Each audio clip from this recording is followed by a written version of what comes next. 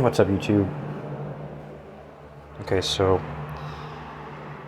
recently it was brought to my attention about this topic so I recently talked about it on my channel here about, and I brought it up prior to this video. I just posted on my channel yesterday, or within the past few days, about like how much good and bad is there in God's plan, how much is justice, how much is injustice. What does it say about the level of knowledge that neurotypicals in history have versus the minority that are not neurotypical about certain things? I've already covered that stuff, but it's brought to my attention something that I didn't go into great detail enough yet about, which is the story that God has created of reality, is it really actually the best story? Or is it not the best story? And if it isn't the best story, then why would God allow this to happen? Because wouldn't it go against God's character to not make the most of things? And the only way to make the most of things is to create the best story possible, and make that happen rather than some inferior story. But I mean, that doesn't mean that it's against God's character that you do this.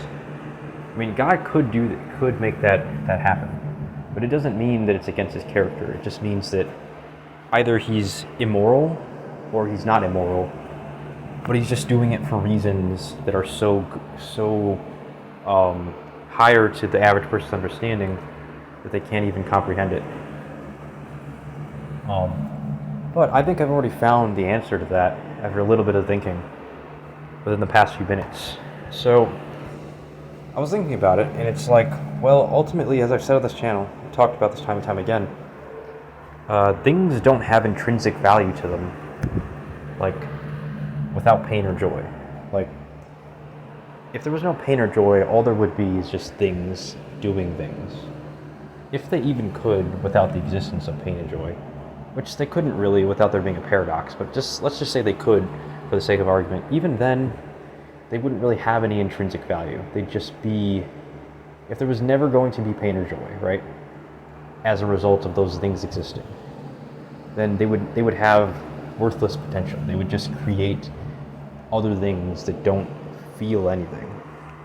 And if you don't feel anything, there's no pleasure or joy. If there's no pleasure or joy, it's like all you're doing is thinking. But no living thing in the history of ever has just only thought. Every living thing has felt something. So, yeah, I mean, or think about it like this. Let's say your body you couldn't feel anything physically with your body, and let's say your mind had no emotions at all. Any emotion you can name, no matter what it is. On every list ever, none of them. Would that really make for a meaningful existence? It wouldn't. It's like, I mean, if nobody has any feelings, nobody's really doing things the way they are now anyway. So it would just be zombies walking around. It'd be like robots. It'd just be robots, literally. A infinite cesspool of robots. Robotic zombies just following commands that they're programmed to do. There's no actual meaning to anything. So, for that reason, I would say that pain and joy are the real values. They're the real intrinsic good and bad. However, you could argue that,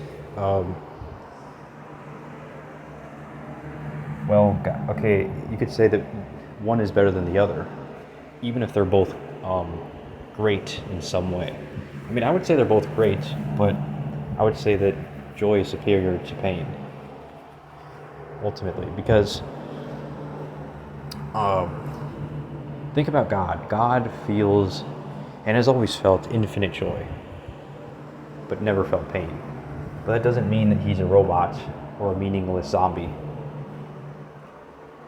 So you don't really need, but if God only felt pain ever, and if everything only felt pain ever, then it wouldn't make for a meaningful story either. We wouldn't be robots, but there'd be no achievement, there'd be no reward for our punishments. and that wouldn't be morally correct for obvious reasons. Therefore, you could say that joy is always better than pain. It's just that pain happens anyway. And so you could say that a story with only joy amongst God's creation would be better than a story with what has happened. A story with lots of joy and lots of pain. But if this is the case, then why would God make it be that a story happened like this rather than a story of only joy? Or a story of mostly joy and very little pain? Well, the only answer is this. It's not that God is evil to have done this. The answer I've come up with is that it's not that he's evil, it's just that he won't do it. He didn't make it happen because it doesn't matter enough into eternity for him to bother to make that happen. Now you might be saying, oh, but it does, because we'd realize this is wrong in eternity, and we'd rebel against God into eternity. But that's the problem. We really wouldn't rebel against God into eternity, since after all, our fate in eternity isn't decided by us alone, it's decided by God. God has more of a say over what we do into eternity than we do. So by the time we arrive in the afterlife, God is going to pretty much manage everybody and put them in their place for eternity. As I've said on this channel, everybody's going to heaven eventually, but what is heaven really like? Based off what I said earlier, for us to not rebel in eternity, but also to all go to heaven with limitless pleasure and no pain, the only way this could happen is if either God makes a paradox happen, or he just puts us in an eternal dream. He puts everybody in eternal dreams where nobody is self-aware, so they never have to question that one thing that God did that was wrong. That was, he created a story that wasn't as good as the story he could have created. Because in eternity, this won't matter, because sure, God did a wrong thing, but we won't ever be able to stop him. But we also won't care in eternity, and that's just all there is to it. And so the gravity of God's action there will actually be decreased, because our perceptions of logic will be extremely lowered, and we will no longer be self-aware, so we won't even be aware of it in eternity, whereas God will, but he won't care because he knows it's okay for the reasons I just explained. Or he'll just put himself in an eternal dream as well. I mean, once every living thing's in an eternal dream, except for him, what is he going to do? He's just going to stare at a wall?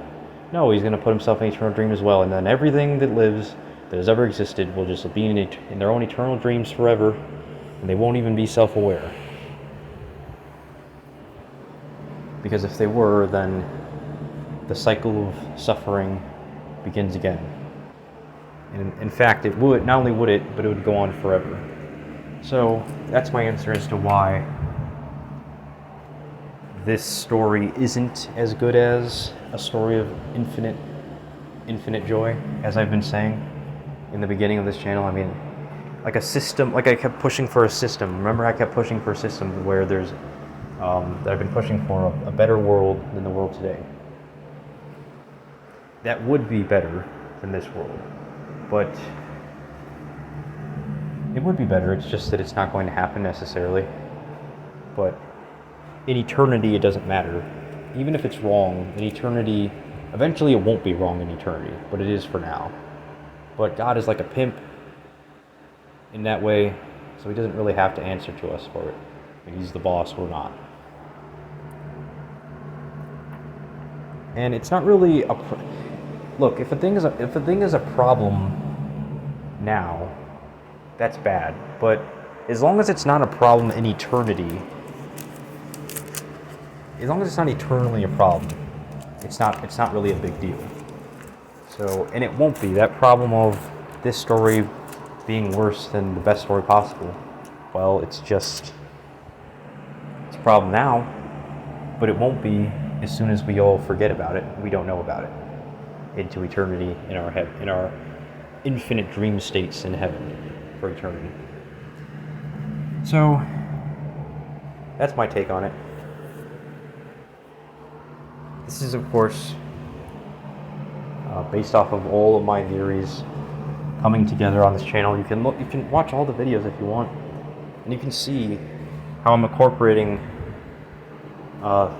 logic amongst countless number of them into this line of reason, this conclusion I've come to. It's I'm not making this up as I go along here. So that's my theory on why that's my complete evidence that I've never provided until this video about why this story is actually is inferior to the best story possible, which is only possible through a system as good as the one I've been saying the world should create. Even then, it wouldn't be the best story possible, but it'd be a lot closer to it. I hope you enjoyed. Please like, share, subscribe, and I'm out. Bye.